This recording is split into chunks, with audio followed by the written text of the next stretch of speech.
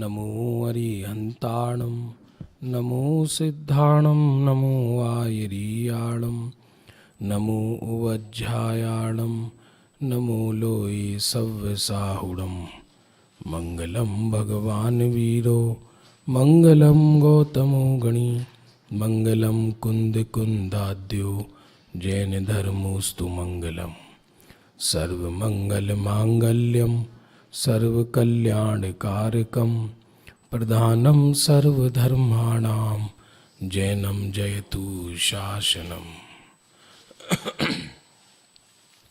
मंगल में मंगलकरण बीतराग विज्ञान नमो ताहि जाते भई अरहंतादि महान करि मंगल करि हो महा ग्रंथ करन को काज जाते मिले समाज सब पावे निज पद राज।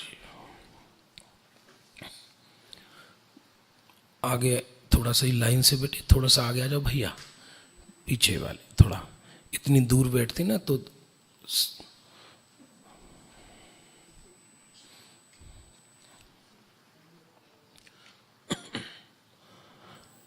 अष्टानी का महापर्व आज से प्रारंभ हो रहा है।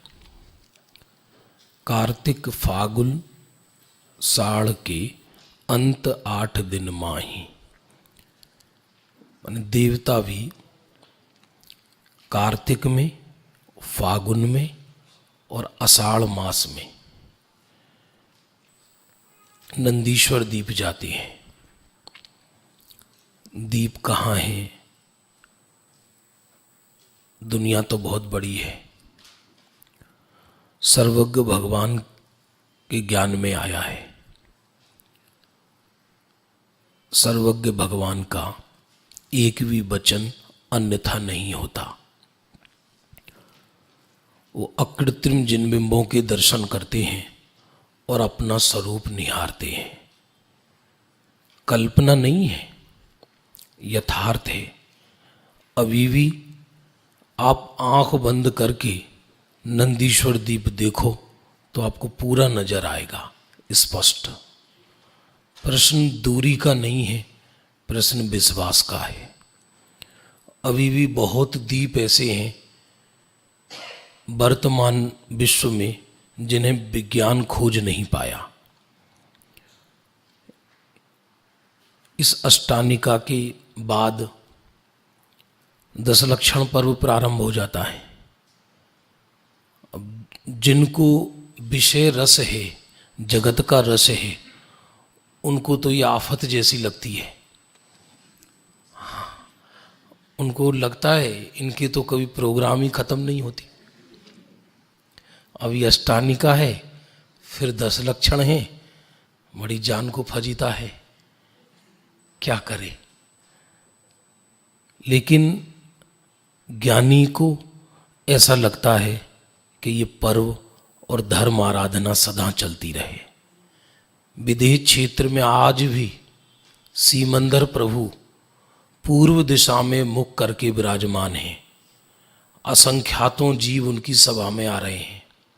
वही सीमंदर प्रभु हैं, अभी बदले नहीं हैं। अभी जिस सीमंदर भगवान की सभा में गुरुदेव के जीव विद्यमान थे, वही सीमंदर भगवान की इतनी लंबी आयु है कि अभी आगामी 24 के जो 12वें तीर्थंकर होंगे तब तक वो अरहंत दशा में विद्यमान रहेंगे। भगवान की सभा में कोई जीव को खाने पीने की चिंता नहीं रहती। मैं एक बात कहकर प्रारंभ करूंगा विषय, क्योंकि वो भी समझने जैसा है। कोई यहाँ बैठा रहे और उसे व्यापार की चिंता सताती रहे, अथवा कहो जीएसटी की चिंता सताती रहे, तो उसको यहाँ समझ में नहीं आएगा। हरिवंश पुराण में एक ऐसी कथा आती है कि भगवान का समवसरण आया। युगमंदर भगवान की घटना है। तो एक दंपत्ति बहुत धार्मिक था, लेकिन उसकी धर्म पत्नी धर्म से विरोधी थी और वो उनसे बोलता है भगवान का समवसरण आया है, दर्शन करने चलो। वो कहती मुझे तो घर चलाना है, आप जाओ। मैं नहीं जाती, तुम्हें कुछ काम नहीं है, मुझे तो काम है। बहुत समझाया, नहीं मानी। वो खुद भगवान के समवसरण में जाता है। जाते समय वो ये कहती है कि टिफिन ले जाओ, मैं इंतजार नहीं करूंगी, तुम्हारा कुछ पता नहीं है कब आओगे। लेकिन अब जब विवाह किया है तो इसका अर्थ होता है भले ही वो विरोधी भाव वाली हो तो भी शांत रस से सहन करना। वो टिफिन ले गया, रास्ते में किसी जरूरतमंद को दे दिया। अब उस बावड़ी को ये नहीं पता कि जहां जन्म जन्म की भूख मिटती हो वहां टिफिन कौन लेकर जाएगा। वो भगवान के समवसरण में घुसा, त्रिलोकी नाथ की मुद्रा देखी, सच्ची घटना है। और शांत रस युक्त भगवान का जिन बिंब चेहरा देखा युगमंदर प्रभु का, देखकर अश्रुधारा बह गई। अरे प्रभु, आप अनंत रस आनंद भोगो और मैं अनंत कष्ट की आग में जलूं, ये मुझे सहन नहीं होता। बस वो घर का द्वेषी नहीं था, घर से विरक्त था। हम भेद ज्ञान के नाम पर द्वेष करते हैं, इसलिए भेद ज्ञान पोषण नहीं होता, द्वेष पोषण होता है जगत से। हम जगत से उदास नहीं हैं, जगत से निराश हैं। निराश और उदास में अंतर है, क्योंकि निराशा द्वेष को जन्म देती है और उदासी निर्जरा को जन्म देती है, उस स्वरूप के पास लाती है। भगवान को देखकर अंतर्मुख हो गया, आत्मा का अनुभव हो गया।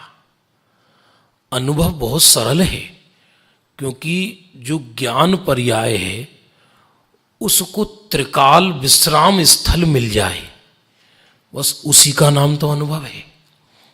बस इतना ही था।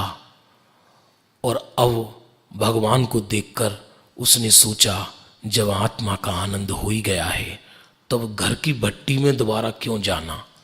वहीं वस्त्र उतारी, केस लौंच किया, मुनिराज बनकर बैठ गई। अब भगवान की तो दिव्य ध्वनि खिल रही, वहां तो भूख प्यास लगती नहीं।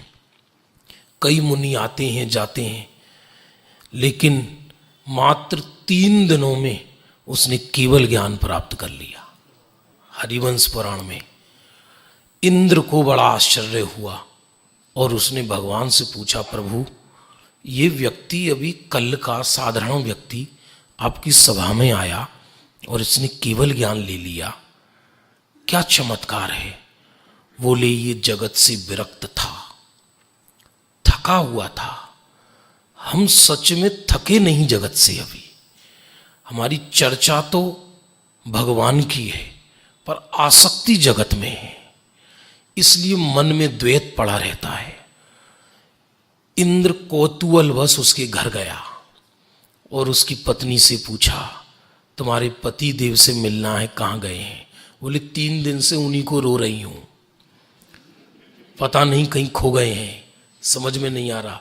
बोले कोई भगवान आए हैं, उनके दर्शन करने गए। इन भगवानों को बोलो कि वो इतनी देर बैठा के रखेंगे क्या सामान्य घर गृहस्थी के लोगों को, कोई बात है क्या, हमें तो घर गृहस्थी चलाना है।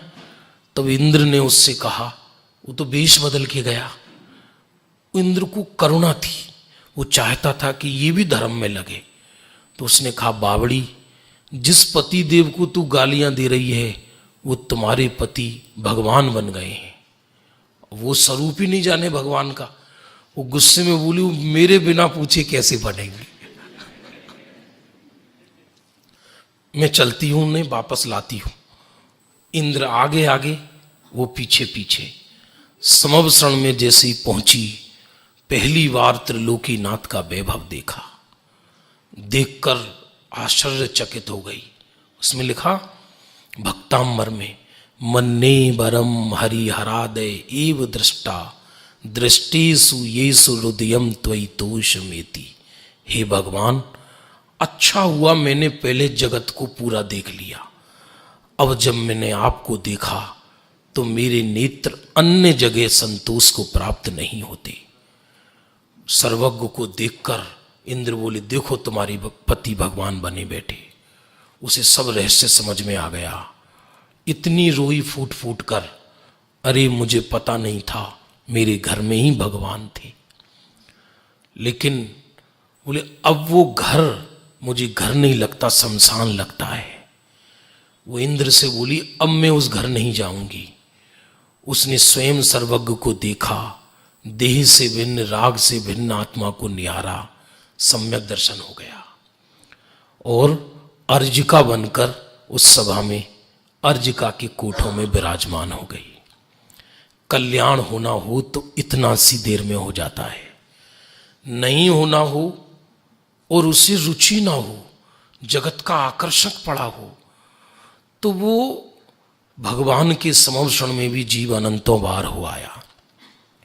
अभी जो गुरुदेव का विषय चला था उसमें अष्टपाहुड़ में 96 और 97 उसमें जो मुनिराज हैं कष्ट के समय भावनाएं भाते हैं, तो 25 भावनाओं का निरूपण होता है। कष्ट के समय अन्य समय नहीं भाते क्या, कि अन्य समय में भी भाते हैं, लेकिन जिस समय तीव्र उदय आए बाहर में, उस समय 12 भावना का चिंतन करते हैं। 12 भावना श्रावक को भी बताइए और मुनिराज को भी बताइए। बहुत अद्भुत निरूपण है। हमारे यहाँ अष्टपाहुड़ी चल रहा है अभी सभा में, और भाव पाहुड़ पूरा हुआ है अभी। वो गुरुदेव का विषय बहुत अद्भुत है, ऐसा लगते सुनते ही रहो ऐसा। आज जो आपने ध्यान दिया होगा, एक विषय विशेष बहुत आया। यदि वो विषय लेना हो तो सीधा वो भी लिया जा सकता है, क्योंकि वो तो मक्खन है एकदम। हाँ, निर्जरा के विषय में आपने देखा होगा, निर्जरा तो उसमें 3 तरह से निरूपण किया निर्जरा का। जैसे गुरुदेव के एक एक शब्द का प्ररूपणा हो, तो ऐसी कोई चीज नहीं है कि 8 वर्ष के बच्चे को भी समझ में नहीं आए, हर किसी को समझ में आए, ऐसा विषय है। तो अनादि से इस जीव ने शुभ भाव तो किया, अज्ञानी को क्या भ्रम है, शुभ भाव से अशुभ की निर्जरा होती है, पर ऐसा नहीं है। अशुभ कुछ समय के लिए मंद होता है, इसको अशुद्ध निश्चय से निर्जरा कहा जाता है। एक दूसरा जो द्रव्य निर्जरा है, कर्मों की निर्जरा, वो तो पर द्रव्य है, उसको तो जीव कर नहीं सकता। वो असद्भूत व्यवहार से निर्जरा कही गई है नहीं, कही गई है नहीं। और तीसरा जो शुद्धोपयोग हुआ, और शुद्धोपयोग से शुभ अशुभ भाव की निर्जरा हुई, वो खरेखर निर्जरा है। भैया समझ में आ रहा है? ये 12 भावना ऐसी है कि 12 दिन एक एक भावना का चिंतन करें तो घर मकान दुकान से वनवास लेना पड़े, ऐसा अद्भुत विषय है। अभी अपन रहस्यपूर्ण चिट्ठी अभी प्रारंभ करते हैं। गुरुदेव श्री ने रहस्यपूर्ण चिट्ठी पर 3 बार प्रवचन किए, 3 बार। अध्यात्म संदेश के नाम से प्रसिद्ध है। जब गुरुदेव के हाथ में ये चिट्ठी लेटर आया तो उनको इतनी महिमा आई कि टोडरमल जी का मोक्ष मार्ग प्रकाशक का ये सूक्ष्मतम विषय है, सूक्ष्मतम।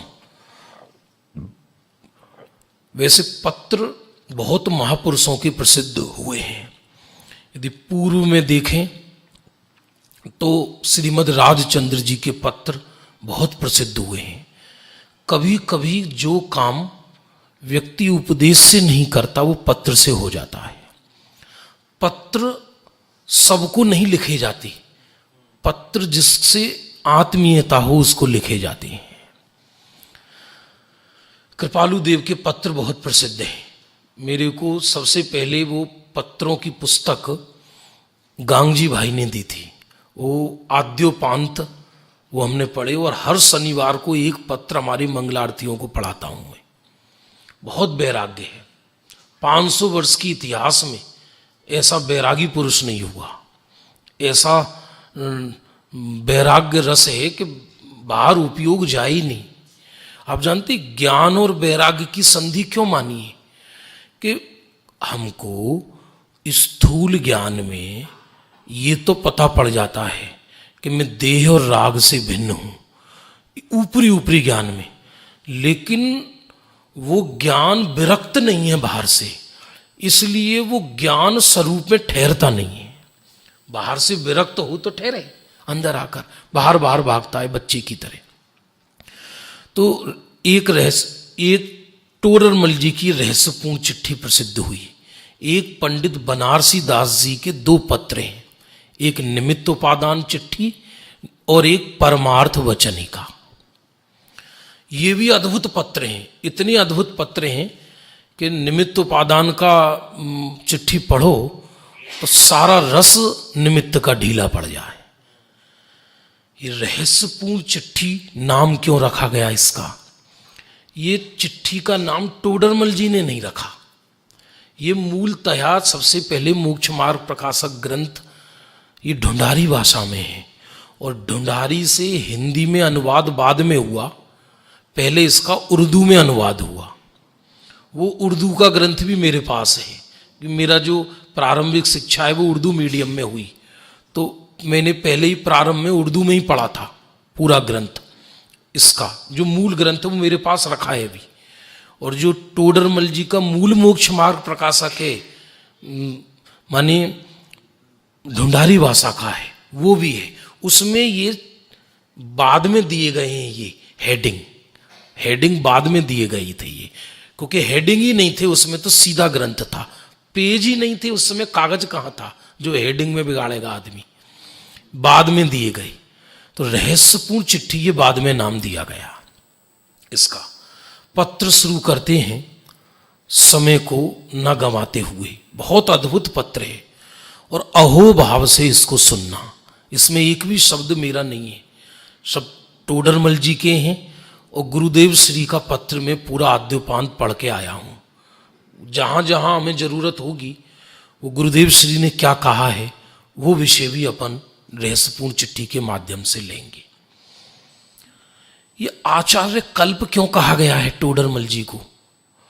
क्योंकि इन्होंने आचार्यों जैसा काम किया है। इंग्लिश बोलते हैं ये व्यक्ति ऐसा लाइक ए किंग, ये आचार्य जैसा काम किया है। आयु बहुत अल्प रही, मात्र 47 वर्ष, 43 या 47 मानिए टोटल आयु टोडरमल जी की। इतनी कम आयु में कोई व्यक्ति जितना 500 वर्ष में काम करता है इतना काम किया है, मतलब कल्पना से बाहर है।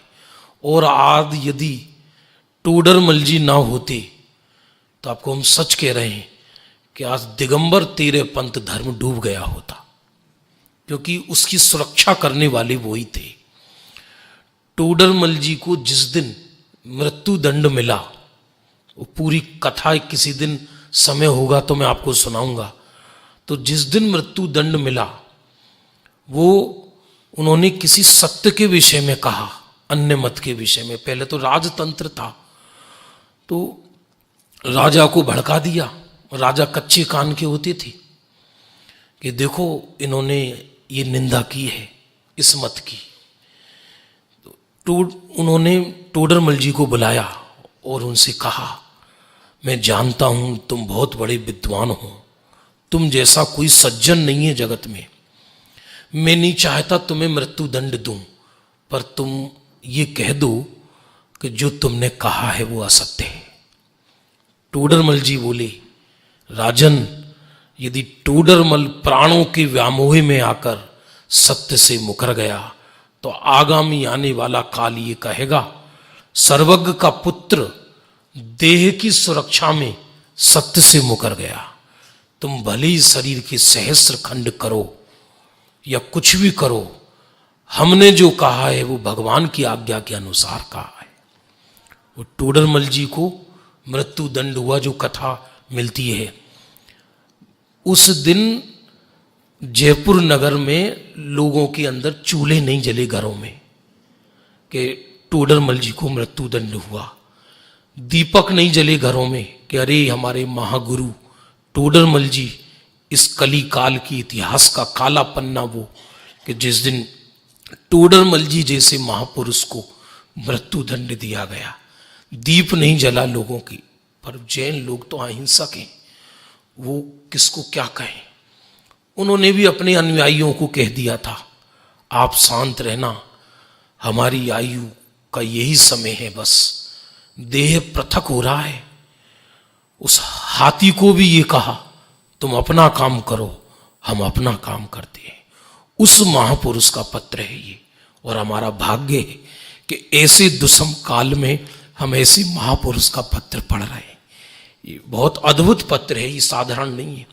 और अष्टानिका जैसा पर्व है, घर जाकर सब पढ़ना ठीक है भी, सबके जैसे उदय हैं, एक एक दो दो घंटे पढ़ना, गुरुदेव का प्रवचन पढ़ना। हम चाहते हैं कि 8 दिन में ये बिल्कुल आपके घरों में भी यही वातावरण हो जाए, आपस में आप यही चर्चा करो टोडरमल जी की। जो बात मुख से नहीं कही जा सकती, साधारणतः चर्चा भी नहीं कर सकता, वो बातें हैं इसके अंदर। अंदर अनुभव के काल में अनुभव प्रत्यक्ष है या परोक्ष, वो चर्चा है जिसमें प्रश्न उठना भी व्यक्ति को बहुत मुश्किल है। वे अनुभव क्या चीज है, प्रत्यक्ष क्या चीज है, परोक्ष क्या चीज है, सम्यक दृष्टि की परिणति कैसी होती है, परिणत सम्यक दृष्टि का सविकल्प काल कैसा होता है, सम्यक दृष्टि का निर्विकल्प काल कैसा होता है, वो अद्भुत चर्चा है इसके अंदर। देखो, कोशिश ये रहेगी मेरी कि संक्षिप्त में 8 दिन में पूरा विषय हो जाए। संक्षिप्त में, विस्तार से तो महीनों लगते हैं। सिद्ध श्री मुल्तान नगर महाशुभ स्थान विषय, स्वधर्मी भाई अनेक उपमा योग्य, अध्यात्म रस रोचक भाई श्री खानचंद जी, गंगाधर जी, श्रीपाल जी, सिद्धार्थ दास जी आदि सर्व स्वधर्मी योग्य लिखी टोडरमल जी ना श्री प्रमुख विनय शब्द अवधार जो। आप क्या बोलते हैं ना, आवजो, तो अवधार जो। जिस पत्र कहां लिखा गया, ये उत्तर कहां भेजा, जल्दी बोलो। मुल्तान नगर, जो आज पाकिस्तान में है। मुल्तान नगर, मुल्तान नगर की भी एक घटना और प्रसिद्ध है, आपको पता होगी। जब हिंदुस्तान पाकिस्तान आजाद हुआ, उस समय पवन जी के पिताजी भी पाकिस्तान में थे, लाहौर में। वो वहां से वो छोड़कर आए थे और बुलंदशहर में व्यापार किया बाद में। उस जमाने में तो वहां मंदिरें तोड़े गए अपनी। तो जैनियों का तो पुण्य ही बहुत होता है, और जिसके सर पे सर्वज्ञ बैठे हों उसका बाल वाका कौन कर सकता है। लोग हवाई जहाज में कपड़े नहीं लेकर आए, घर के लत्ते नहीं लेके आए, सोना चांदी नहीं लेके आए, एक एक सूटकेस में प्रतिमा छिपा छिपा कर लाई, बड़े बड़े सूटकेस में। और वो आज भी मुल्तान जयपुर के आदर्श नगर के मंदिर में स्थापित है वो प्रतिमाएं। अरे हमारे सर्वज्ञ भगवान हैं वो मुल्तान नगर में उस समय सब साधर्मी रहते थे, वो ये उनके नाम है। और सुनना, जिस नगर में साधर्मी विराजमान हो उसको क्या कहा, महाशुभ स्थान। क्या कहा, मुझे तो कभी कभी विचार आता है, आप लोग भी यात्रा पर जाते हैं, हम भी यात्रा पर जाते हैं, और कहीं किसी की दुकान पर या घर में गुरु कृपा, कहान कृपा, कुछ ऐसा लिखा हो, तो उस घर में हम ऐसे घुस जाते हैं जैसे हमारा जन्म जन्म का नाता हो। ऐसा लगता है कि ये भावी सिद्ध यहां रह रहे हैं। तो जहां साधर्मी विराजमान हो उसको शुभ स्थान कहते ही कहते हैं, उससे बड़ा और शुभ स्थान कौन सा होगा। और जहां साधर्मी या तत्व चर्चा करने वाले लोग नहीं है, वो मलेच्छ खंड है, वो छोड़ने योग्य है, ऐसा है। और साथ में कहा, टोडरमल जी के प्रमुख विनय शब्द अवधार जो। इनके लिए कह रहे हैं, खानचंद जी को, गंगाधर जी को, श्रीपाल जी को। टोडरमल जी बहुत बड़े विद्वान थे। उस जमाने में टोडरमल जी ने समय सार की आत्मख्याति टीका डायरेक्ट पढ़ी थी संस्कृत से। गोमटसार कर्मकांड, गोमटसार जीवकांड जैसे ग्रंथों की वचनिका लिखी। अभी तो हमें हिंदी अनुवाद मिल गया, गुरुदेव का प्रवचन मिल गया। उनको तो ये कुछ भी प्राप्त नहीं था, कुछ भी। ऐसे महान विद्वान अपने श्रोता को, साधर्मी को क्या लिख रहे हैं कि हमारी विनय स्वीकार करो। निर्माणता देखो कितनी है, कितनी निर्माणता है। हमारी विनय स्वीकार करो। अच्छा, ये पत्र कहां से लिखा गया, ये भी तो समझ में आना चाहिए। बोलो। सिंघाड़ा, जयपुर के पास एक सिंघाड़ा गांव, कस्बा समझ लीजिए, वहां पर ये मुनीमगिरी का काम करते थे एक सेठ जी के। बहुत सज्जन थे सेठ भी। वहां से ये पत्र लिखा गया। अब आगे, अहीं यथा संभव आनंद छे। देखो एक एक वचन क्या गजब का है। ये नहीं लिख रहा मजामा ही मजामा, यथा संभव आनंद कहकर इस पत्र से ऐसा प्रतिफलित होता है जैसे जितना टोडरमल जी की कसाय गई, तो टोडरमल जी ये बताना चाहते हैं कि भाई हमारी जितनी कसायों का अभाव हुआ है उतना आनंद है, और जितनी कसाय है उतना दुख है। इस शब्द से ज्ञात होता है कि टोडरमल जी ज्ञानी थे। किसी मूर्ख से पूछो कैसे हो, तो वो कहेगा सब मजे में, आनंद ही आनंद है। यहां यथासंभव आनंद है। एक एक शब्द नपा तुला है। तमने चिदानंद घनना अनुभव थी, सहजानंदनी वृद्धि चाहूं छू। जिसको जो अच्छा लगता है वो अपने मित्र के लिए वही चीज प्रस्तुत करता है। माने तुम्हारे चिदानंद घन के अनुभव से सहजानंद की वृद्धि हो। इस लाइन में तो पूरा समय सार आ गया। चिदानंद घन कहकर क्या कहा, जल्दी बोलो।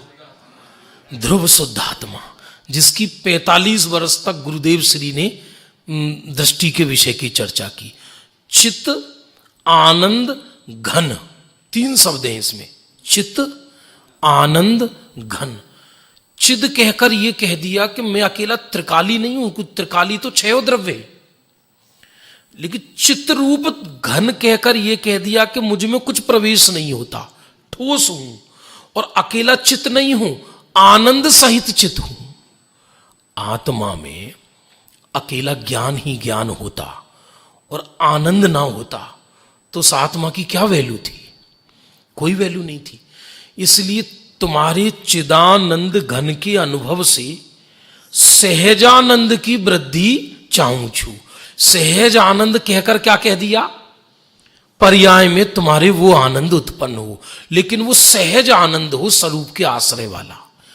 इस लाइन से भी ये ज्ञात होता है कि टोडरमल जी महाज्ञानी थे, क्योंकि उनको चिद घन का स्वयं को अनुभव था और अपने श्रोताओं को भी उस अनुभव हो और आनंद हो, ऐसी भावना भाती है। अरे चारों तरफ देखो, विश्व में विषय कसाई की आग लगी है चारों तरफ। विश्व तीसरे विश्व युद्ध के निकट है दुनिया।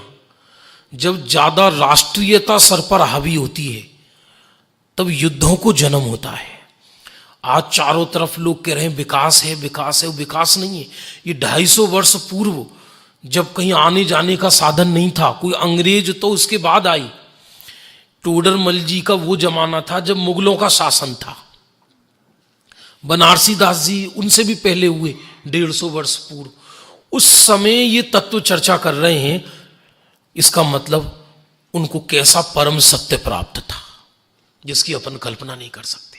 ये चर्चा क्या, ऐसे शब्दों से भी परिचय नहीं है लोगों को, ऐसे शब्दों से भी ऐसी अद्भुत बातें हैं। सहजानंदनी वृद्धि चाहूं छू, ये नहीं लिखा कि तुम्हारे लौकिक आनंद हो। अपने सौगानी जी साहिब के भी पत्र बहुत प्रसिद्ध हैं, तो मैं तो उनका दीवाना हूं पत्रों का। वो पुस्तक ही साथ लेके चलता हूं। एक पत्र पढ़ ले, व्यक्ति का पूरी जिंदगी का डिप्रेशन खत्म हो जाए। ऐसे ऐसे पत्र हैं, एक एक पत्र। तो एक पत्र में एक भाई जी ने उनसे प्रश्न किया, क्योंकि 33 रुपया उधार लेके सोनगढ़ गए थे। जिस स्थान पे वो कमरे में बैठ के आत्मा की चर्चा करते थे बंद करके, उसमें 3 साल पाठशाला चलाई है हमने अजमेर में। वो सोगानी जी साहिब को किसी ने पत्र लिख के भेजा, तुम्हारा व्यापार कैसा चल रहा है। अजमेर के बाद वो कलकत्ता आ गए थे। तो वो पत्र के उत्तर में ही लिख कर भेजते हैं, तुम जैसे साधर्मी से हमें ये अपेक्षा नहीं थी कि ये लौकिक वार्ता करके हमारा और अपना समय नष्ट करेंगे। ऐसा पत्र, इतनी बाहर में इतनी प्रतिकूलता और अंदर ध्रुव की ऐसी लगन कि जिसकी कल्पना नहीं कर सकते हो। उनका परिचय भी जीवन परिचय समझने जैसा है। उनके पुत्र रहते हैं यहाँ पर मुंबई में, अशोक जी। मैंने उनको बोला है कि आप यहाँ आना, उनको भी बहुत रुचि है, दूर पड़ता है थोड़ा यहाँ से। सहजानंदनी वृद्धि चाहूं छू बीजू तमारो एक पत्र भाई श्री राम सिंह जी भवानी दास जी ने आव्यो हतो। ये पत्र माने प्रश्न डायरेक्ट नहीं आया टोडरमल जी पर, कोई डाक तो थी नहीं, स्पीड पोस्ट तो थी नहीं कि जो डायरेक्ट भेज दे। एक एक पत्र 2-2, 3-3 महीने में आता था। एक गांव वाले ने दूसरे गांव वालों को भेजा, वो गांव वाले उस प्रश्न को पढ़ के दूसरे गांव वालों को भेजते थे, फिर जाकर वो पत्र पहुंचता था। कैसा, तीर्थ यात्राएं भी उस समय ऐसी होती थी। जो तीर्थ यात्रा पर जाए उसका तिलक लगाकर बैंड बाजे से स्वागत होता था कि जैसे ये समाधि लेने जा रहे हो। क्यों? क्योंकि पता नहीं कि वापस आ पाएंगे या नहीं आ पाएंगे। वो अलग ही महिमा थी। तेना समाचार जहानाबाद थी अन्य स्वधर्मियों लख्या था। उन जो जहानाबाद पास में है, जहां टोडरमल जी रहते थे, वहां वो पत्र आया। उन साधर्मियों ने टोडरमल जी को बताया कि ये मुल्तान नगर से ये प्रश्न आया है और इसका समाधान आप ही कर सकते हो, और वो लोग बहुत प्यासे हैं, आपसे प्रश्न का समाधान चाहते हैं। अभी ये उत्तर शुरू नहीं हुआ, अभी तो ये प्रसंग चल रहा है। आज तो ये पहला दिन इसी में निकल जाएगा। भाई श्री आवा प्रश्न तमारा जेवाज लखे। आवा प्रश्न, ऐसे प्रश्न तुम जैसे लोग ही लिख सकते हो। ये टोडरमल जी प्रश्न लिखने वाले को कह रहे हैं। हम लोगों को अनाप शनाप प्रश्न तो बहुत होते हैं, बहुत प्रश्न होते हैं। मैं तो युवाओं से बहुत जुड़ा हूं। यूनिवर्सिटी में भी जो लड़के लोग हैं उनको पढ़ाने जाते हैं कभी कभी क्लासें लेने, तो सबको ये प्रश्न होते हैं। तीर्थंकर होते हैं, 15 मास रत्नों की वर्षा होती है, वो रत्न कहाँ गई?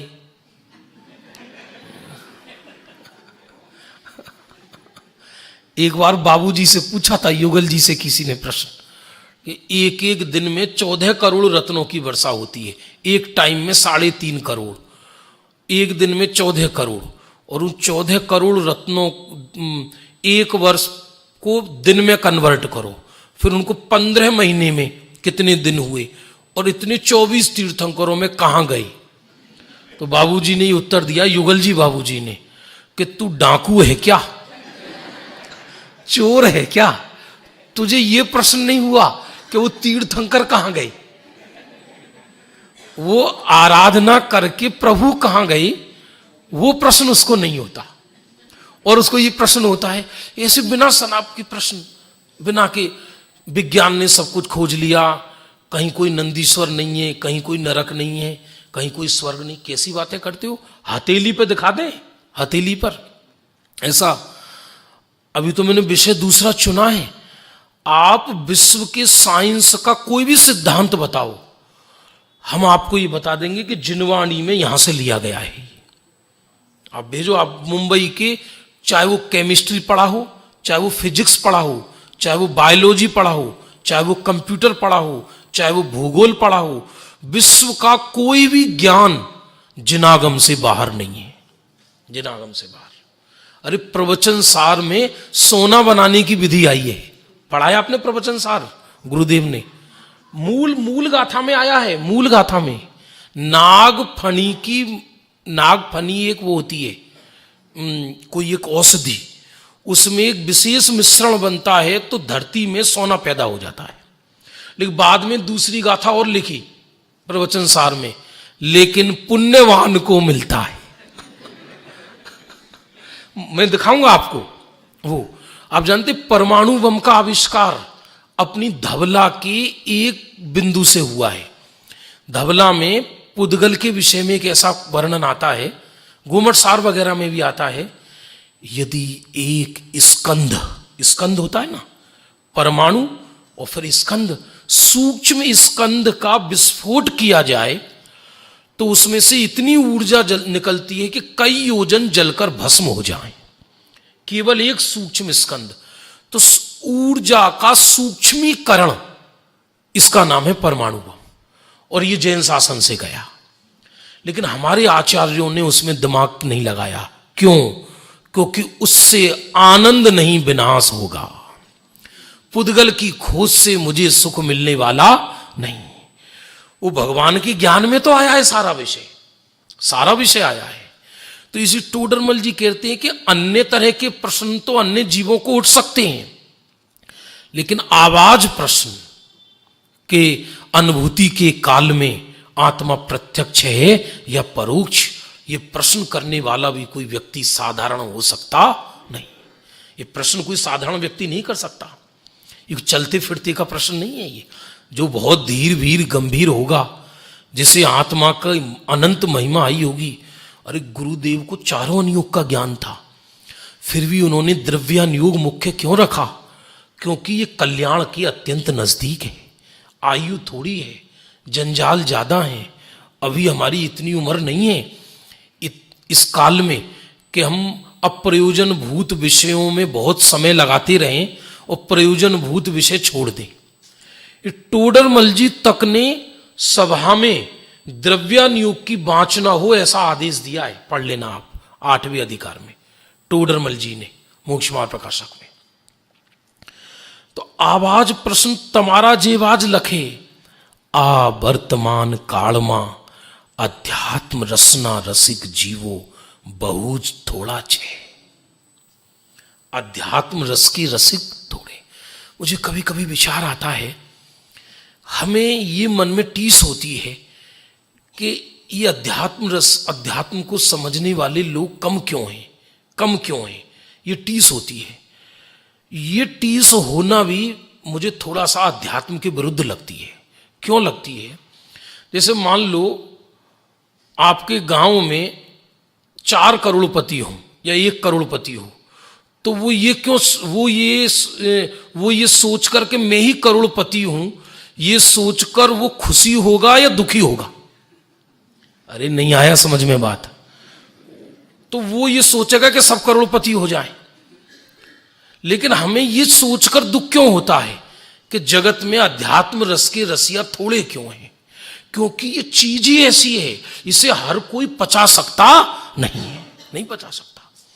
ये कर्णन योग में एक बहुत बड़ी बात आई है समझने जैसी, कि इस कली काल में चक्रवर्ती क्यों नहीं होता? भरत चक्रवर्ती क्यों नहीं होते बताओ? सब ग्रंथों में आया है कि चौथे काल में ही होते हैं। तो ये तो ग्रंथों की भाषा हो गई, इसकी भाव वासना नहीं हुई। इसकी भाव वासना सत्य क्या है? ऐसे उदय को पचाने के कलेजे वाला कोई नहीं है। माने चक्रवर्ती में दोनों गुण हैं, वो ऐसे उदय को पचाता भी है और ऐसे उदय को ठोकर भी मार सकता है। 6 खंड को एक क्षण नहीं लगती। भरत जी को 6 खंड छोड़ने में एक क्षण नहीं लगा। पत्नियों को कह के नहीं गए कि हम दीक्षा लेने जा रहे हैं। वो तो प्रतिदिन की भांति अष्टमी चतुर्दशी को शमशान में सामायिक करते थे। भरतेज वैभव पढ़ो, आकाश में उड़ो, आपको ऐसा लगे क्या गजब के जीव थे, क्या कमाल किया है ऐसा करके। तो ऐसे उदय को पचाने की ताकत नहीं थी। तो इस काल में तीर्थंकर है नहीं, सौधर्म इंद्र है नहीं वर्तमान में, आचार्य सब चले गए जितने थे। और अब इस वर्तमान काल में ये तो कहो, ग्रंथों में ऐसा वर्णन आता है कि हर 500 वर्ष में धर्म बढ़ेगा और फिर 500 वर्ष में घटेगा, फिर 500 वर्ष में बढ़ेगा, फिर 500 वर्ष घटेगा। ये ऐसा नहीं घटता एकदम, ऐसे ऐसे धीरे धीरे धीरे धीरे धीरे धीरे फिर बढ़ता है, फिर घटता है, फिर घटता है, फिर बढ़ता है। तो जो बनारसी दास जी का समय था, टोडरमल जी का समय था, जो मुगलों का काल चल रहा था, वो घटने का था। और आज गुरुदेव की कृपा से 500 वर्ष बढ़ने वाले चल रहे हैं। ये सच्ची बात है। आप करणान योग पढ़ो आप, ये इस काल में टोडरमल जी कह रहे हैं कि इतने ही जीव हैं जिन्होंने प्रश्न लिखा है अध्यात्म रसम का। और आज तो भाग्य है कि घर घर में ये तत्व की चर्चा चल रही है। शुद्धात्मा, बच्चे बच्चे शुद्धात्मा बोल रहे हैं। तो देखो, वर्तमान काल में अध्यात्म रसना रसिक जीवो बहुत थोड़ा छे। 250 वर्ष पूर्व की बात। और गुरुदेव श्री का प्रवचन पढ़ोगे तो गुरुदेव बोलेंगे 200 वर्ष। धन्य छे तेमने जे स्वानुभवनी वार्ता पर करे छे। मुझे तो कभी कभी ऐसा विचार आता है, घर में सास बहू में भी चर्चा हो तो स्वानुभव की हो। चौके में यदि बहू रानी भोजन बना रही है तो सासू ये चर्चा करे और ये पूछे उससे कि बिटिया आज तुमने स्वानुभव की बात सुनी कि माँ सब्जी बिगड़ जाएगी, कि यदि अनुभव के लिए सब्जी भी बिगड़ जाए तो कोई दिक्कत नहीं है। माने हमारा लक्षण ऐसे हो कि हम मोक्ष बाद में जाएंगे, पहले अपने घर को सर्वार सिद्धि बनाएंगे। घर में ऐसा वातावरण हो, घर में ऐसा वातावरण हो। अभी घर तो नरक हो रहे हैं और स्वाध्याय भवन में हम उत्कृष्ट चर्चा सुन रहे हैं। सच बात तो यह है कि स्वाध्याय, ये जिनवाणी की प्रयोगशाला पूरा विश्व है। आप यहां से पढ़कर निकलो तो आपको जर्रे जर्रे में जिन शासन नजर आएगा। दार्शनिक और साधारण व्यक्ति में अंतर यही है कि दार्शनिक व्यक्ति पूरे विश्व के जर्रे जर्रे को, हर चप्पे चप्पे में जैन दर्शन नजर आएगा। आप रेलवे स्टेशनों को देखो तो आपको पुण्य पाप के दृश्य नजर आएंगे। आप देखो किसी का पैर कटा है, कोई मांग रहा है, कैसी कैसी दशाएं हैं लोक में। हर जगह आपको जैन दर्शन नजर आएगा, हर जगह जैन दर्शन नजर आएगा। इसलिए घर को आप आत्मज्ञान की प्रयोगशाला बनाओ, अपने घर को आत्मज्ञान की प्रयोगशाला। फिर आप जब अपने घर में घुसेंगे तो जैसे अपन स्वाध्याय भवन में घुसते हैं तो ऐसा भाव आता है कि अच्छी जगह प्रवेश किए हैं, लेकिन घर में घुसते हैं तो ऐसा भाव नहीं आता। उस दिन शुभ लक्षण होगा इस चिट्ठी पढ़ने का रहस्य, कि जिस दिन घर में घुसे तो ऐसा लगे कि अपनी तत्व ज्ञान की प्रयोगशाला में प्रवेश कर रहे हैं। वो करते थे प्रयोग ऐसा भरत चक्रवर्ती, बताऊंगा आपको शाम को। बस ये लाइन पूरी करता हूं, घड़ी का समय पता नहीं पड़ता, दूर है। तेमने जे स्वानुभवनी वार्ता पर करे छे, एज बात कहे छे। यही बात किसमें कही है, जल्दी बताओ। गुरुदेव को प्रिय श्लोक था ये, पद्म नंदी पंचविशित का प्रवचन है गुरुदेव श्री के। तत्प्रति प्रीति चित्तेन, मिलकर पढ़िए सभी। तत्प्रति प्रीति चित्तेन येन वार्तापि ही श्रुता, निश्चितम से भवेद भव्यो भावी निर्वाण भाजनम। जे जीवे प्रसन्न चित्त थी। गुरुदेव के प्रवचन में प्रश्न उठाया है शिष्य ने कि क्या हमने आज तक शुद्धात्मा की बात नहीं सुनी है क्या? बोले सुनी है पर प्रसन्न चित्त थी ना सुनी। सुनी तो है पर प्रसन्न चित्त से नहीं सुनी। प्रसन्न चित्त किसको कहते हैं? जिसका प्रेम हो व्यक्ति को, उस चीज को व्यक्ति प्रसन्न चित्त से सुनता है। दो बच्चे यहां खड़े हों छोटे छोटे, साइकोलॉजी के प्रयोग हैं बहुत छोटे छोटे। साइकोलॉजी यदि आपको समझ में आ जाए ना, मनोविज्ञान, तो अंतर मुहूर्त में सम्यक दर्शन हो जाए। दो माँ भागी भागी आए वहां से और दो माँ के बच्चे हैं, तो माँ अपने अपने बच्चों को पकड़ेंगी या दूसरे को पकड़ेंगी, क्योंकि उससे प्रेम है। एक बच्चा सीढ़ी पर चढ़ रहा है, कई बच्चे, प्रयोग हो रहा है, और नीचे माएँ खड़ी हैं सब बच्चों की, और किसी बच्चे का पैर खिसकने वाला है तो सबसे पहले कौन भागेगी? उसकी मां। दूसरी को भी लगेगा लेकिन उसके चेहरे पर कुछ लगेगा नहीं ज्यादा, लेकिन जिसकी मां है वो, उसको ऐसा लगेगा कि उसका जीवन नष्ट हुआ एकदम। तो जिससे जिसको प्रेम होता है उसको वो प्रसन्नता से सुनता है। हमें जगत का प्रेम है तो हम जगत की बातों को प्रसन्नता पूर्वक सुनते हैं, लेकिन जिसको शुद्धात्मा से प्रेम हो जाए तो उसको प्रसन्न चित्त से सुनता है। इसका कल अर्थ करेंगे। सामड़ी 6 बात सामड़ी 6 ते भव्य पुरुष भविष्यमा थनारी मुक्ति नो निश्चय थी पात्र थाए छे। निश्चय से पात्र है वो, उसे वर्तमान में ही इतना आनंद आ रहा है। सोगानी जी से प्रश्न किया, भाई श्री आपको अभी चौथे सम्यक्त के काल में ही इतना आनंद आ रहा है, तो जब तुमको मोक्ष होगा तब क्या होगा? वो क्या उत्तर देते हैं, तुम्हें ये चिंता है कि हमें मोक्ष होगा तो क्या होगा, और हमें ये चिंता है कि हमें मोक्ष हो गया तो उसे रखेंगे कहां? अरे समझ में आ रहा नहीं आ रहा? अतृप्त माने मिथ्या दृष्टि और तृप्त माने सम्यक दृष्टि। और यदि इच्छा है तो कैसा पूर्ण में, और यदि पूर्ण हूं तो इच्छा क्यों? नहीं आई समझ में बात?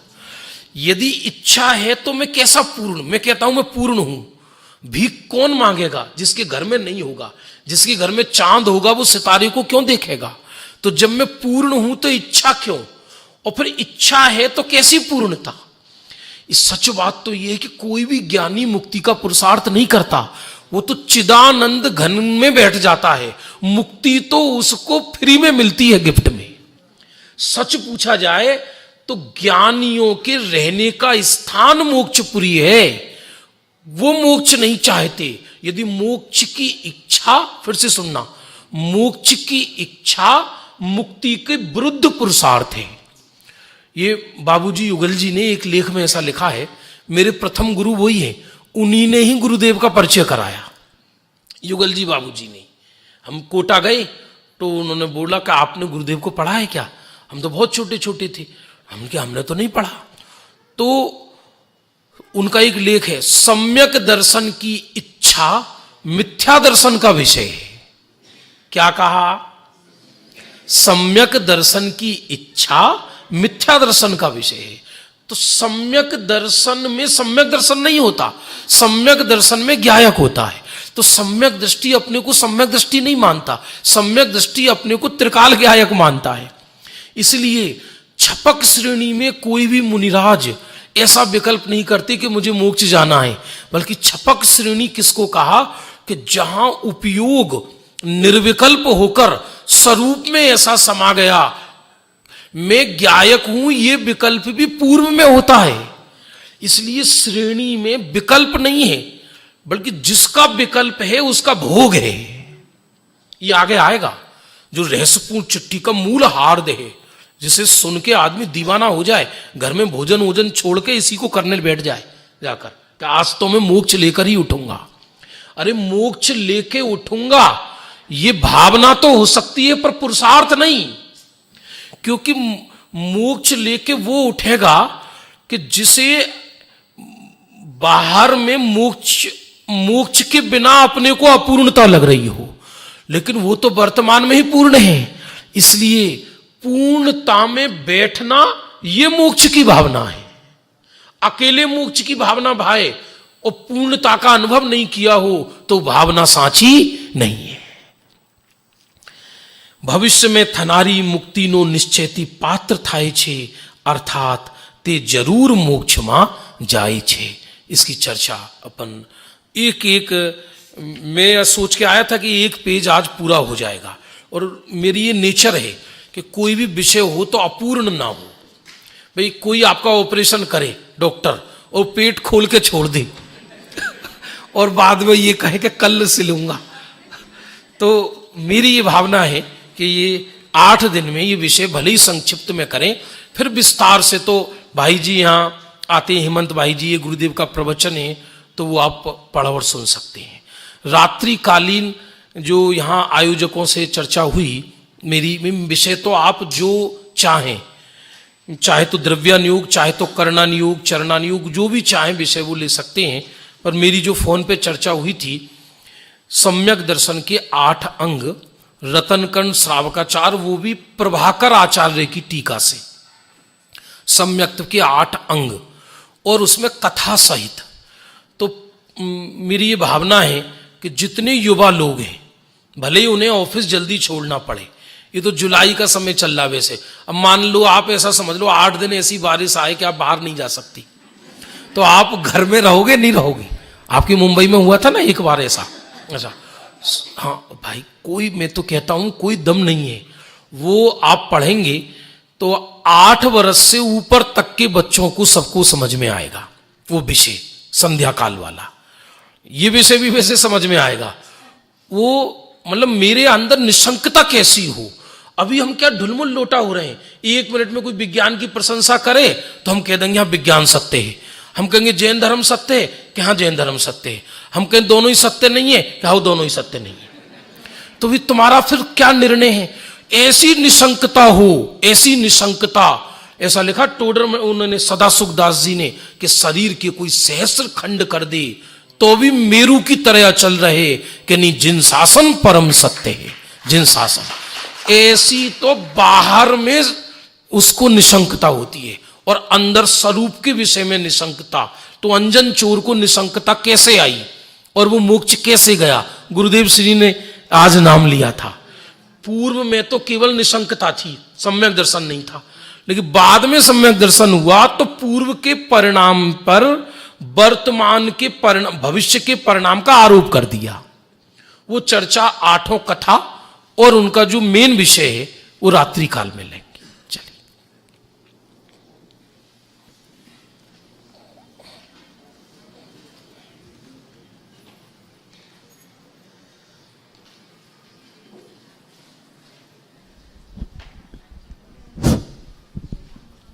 ખાલી એક જ મિનિટ, મુમુક્ષુ ભાઈઓ અને બહેનો, આપ સૌએ આજે અષ્ટાનિકા પર્વ નિમિત્તે ઉપર પંચમેરુ નંદીશ્વર જે બનાવ્યું છે, જે અદ્ભુત છે, જે આપણે